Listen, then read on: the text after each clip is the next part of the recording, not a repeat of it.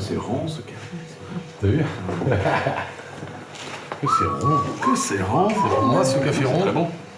Ouais, C'est mon café rond ça ou c'est mon café rond ça? C'est à qui ça? Not mine. Lucas, Not c'est à toi. mine.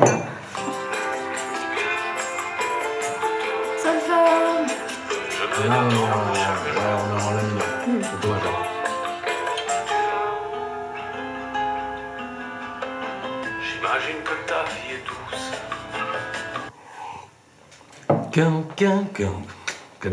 Bon, si on parle transat un peu. On peut parler transat un peu. Alors, j'ai refait l'étoile. Qu'est-ce qu'on peut dire sur les transats? Tu sais que j'ai. Quelqu'un peut appuyer sur le bouton rouge pour moi, s'il vous plaît? Oh non! Tu m'as manqué, Michel. Il a tout cassé, quoi. Et ça fait papa. Voilà. Tu m'as fait fou. Comme ça, c'est un son dégueu aujourd'hui. Et après, ça sera trop beau.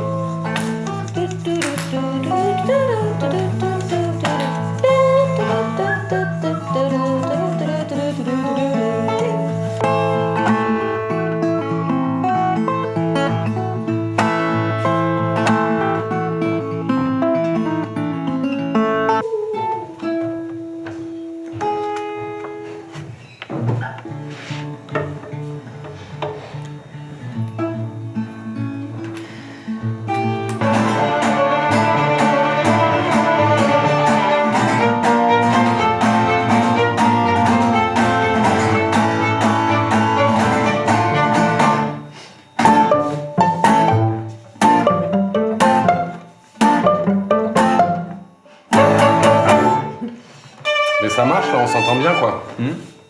Non, c'est cool. Concentration. Non, c'est très bien, franchement, si on joue comme ça, c'est nickel. Salut. Salut là. J'ai l'impression que j'ai une espèce de... que mes frettes sont... je sais pas. Sont fatigués? Non, c'est... T'entends ça? Il y a une légère son de sitar un peu.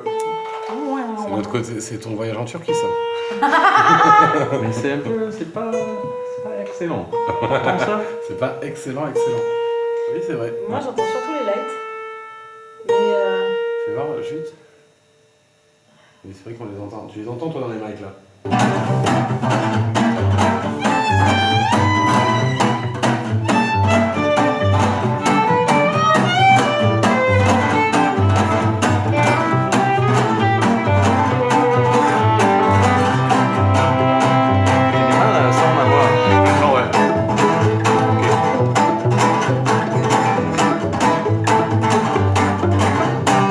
Je vais juste chercher les médiateurs.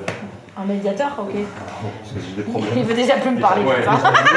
putain. Top. C'est genre, c'est les gosses qui jouent ensemble depuis 40 ans mais qui se parlent plus. Ah, c'est Metallica quoi. Grave.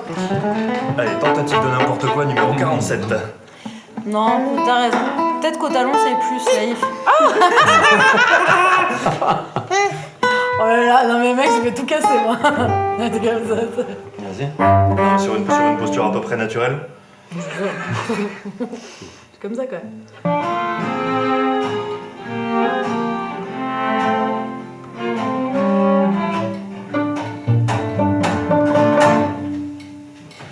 Ça, genre, pour ma voix, ça correspond pas, du coup. Bah, ça type, je trouve que ça type un peu trop d'office quoi. Ouais. C'est vraiment, il y a un truc très médium, il y a une super présence, du coup la voix elle est hyper clean. Et ça peut marcher dans le sens où il y a un peu de voix qui repisse dans les violoncelles, qui va repasser dans les roues, mais qui fait ce truc diffus, un peu bas mid chaleur qui est bien, mais qui est vachement lointain. Mais la présence de la voix, si on la veut comme ça, elle est un peu comme ça. D'ailleurs, il y est le coup de bas là. Non. Ah, mais si. Non, il n'y est pas. Il est là. Bien sûr, regardez, moins de 10. Est-ce que c'est pas ça aussi? Donc ça veut dire que là, on récupère du grave à fond. En fait, moi, je pensais que, tu vois comment c'était foutu, je pensais que c'était la position inverse. Eh ouais, non. Non, là c'est beaucoup plus complet. Ah, alors, du coup. C'est bon pour toi, Toby? Ouais, ça tombe. Ok.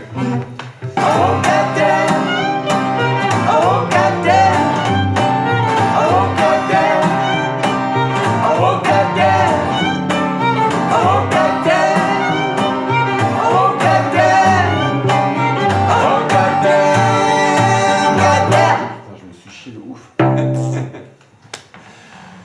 En fait, ce qu'il faudrait... Ouais, bon là, on va commencer à rentrer dans l'horaire où ça va tabasser les trains. C'est très bien qu'on ait enregistré ça, même si j'ai un bruit de train au milieu, moi je peux réécouter en silence au casque et voir si tout va bien, si tout colle. Alors, de ce que j'entends là pour l'instant, j'ai beaucoup de violons dans la voix de Thérèse et réciproquement, forcément. Ouais. Après, le reste, ça va. Ok. Franchement, c'est pas pire. Il y a un peu de tout partout, nécessairement, mais en fait, tu peux choper et de la précision du violoncelle ou de la voix sans vraiment remonter toute la merde qui va avec, quoi. Thérèse, est-ce que par exemple, si on la joue une fois avec les voix comme on la joue normale, est-ce que par exemple, tu arrives à visualiser comment tu joues pour le faire quand il n'y aura pas la voix? Oui, oui, carrément. Moi, je pense qu'il y a un gain à y trouver, dans le sens où vous êtes quand même tous les trois à 1 mètre les uns des autres, à pouvoir vous regarder, à pouvoir vraiment jouer des dynamiques instrumentales ensemble. Donc ça va rendre autre chose qu'en live, effectivement. Mais il y a sûrement un gain de précision et voire même de musicalité à le faire instru si vous êtes OK sur les structures et les machins. Et du coup, à vraiment aller chercher la dynamique dans la partie instrumentale. Et pareil, quand on fera les chants, si ça joue vraiment le jeu, tout seul ou toute seule devant le micro, il y a moyen d'aller chercher des trucs vachement plus précis, vachement plus joueurs, et sans contrainte technique sur l'instrument, ça influe sur les autres, etc. Il n'y aura. Où on est obligé, là on n'est que 3 voix et une guitare. Ouais, et celle-là on Et va la jouer c'est- en méga Et live. elle accélère. Ouais. Et celle-là par exemple, on est obligé de la faire d'un coup. Moi, la contrainte principale, c'est voix-violon. À partir du moment où il n'y a que la voix de Thérèse et qu'elle joue pas du violon, YOLO, on l'a fait avec 3 micro-voix et la guitare, on essaye. Ok. Après, il y a des chansons comme À vous, ça se saurait, où quand même le fil du rasoir et tu vois, pour moi, sur mes chants à moi, donc tous les trucs qui tracent un peu, moi je trouve ça moins compliqué de faire une rythmique et de chanter par-dessus que les chansons où on est Un vraiment, peu plus finote. vraiment sur le fil. Donc il y a vraiment ces deux chansons où Après, on peut faire des tentatives avec voix. Tu vois, Oui, enfin, oui, ta oui. voix, elle est pas trop problématique à faire en prise live, c'est de galène non plus. oui, Il y a d'accord. un problème. Mais dans tous les cas, même si on fait que de la rythmique, il faut isoler guitare, violoncelle. Un maxi, ouais, mais là, du coup, c'est 2 pieds de micro et une couverture à mamie. On tend ça, on fait une micro-cloison, quoi, et déjà, je vais perdre la précision du copain d'à côté. Ouais, je sais pas, faut voir.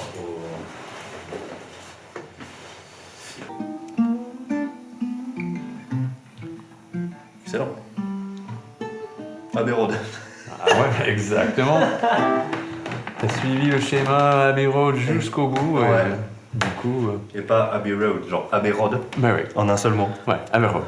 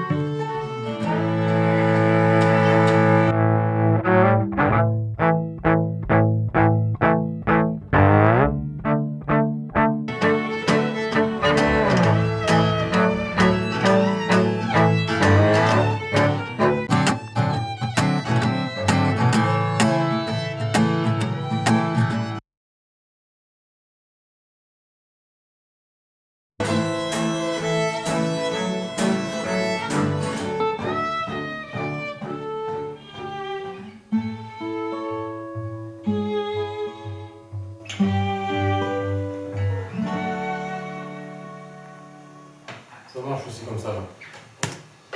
Ça marche super. Enfin, de mon côté, en tout cas, ça marche super. C'est bien ça. Bah, moi je suis plus précis, sérieux, franchement. Il n'y a pas photo de ouf.